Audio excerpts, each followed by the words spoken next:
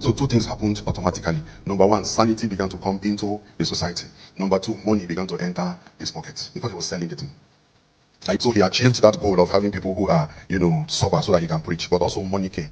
Well, now what did he do with the money? One day he met a brother, that told him that, brother, abandoned children issue is so much around here. I mean, drunkenness, promiscuity is a normal accompaniment. And so there's so many abandoned children. So he asked him, what do you want to do? He said, if I have money to build a big house where I can put all of these children inside, I'll be able to take care of them. He said, give me your budget. Of course, there was money. About the same time, Gibson Taylor went to China.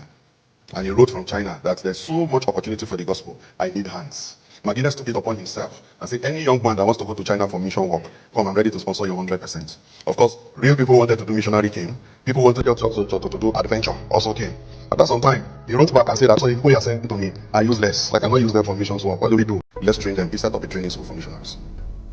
Apart from helping people in the society. So government took note of his contribution and they invited him to Parliament, the House of Commons. Now that's where he did one thing that beyond the Guinness Peer that's all over the world today affected the whole world. In those days, what people had was, jungle justice.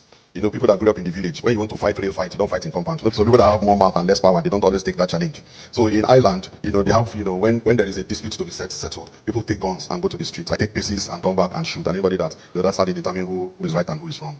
But one day he was reading the Bible in Matthew and said, if your brother offends you, go and tell him.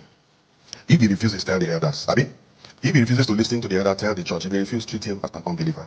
You know what the man learned from that passage? If your brother offends you, tell him. If he refuses, get a lawyer.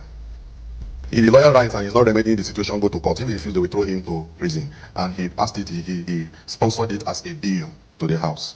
And it became the foundation of the English common law, which every country, including Saudi Arabia, Dubai, every country practices till today, 200 and something years after. But it came from where? From the Bible. By a man who had an opportunity to promote it as a bill based on the fact that he was wealthy.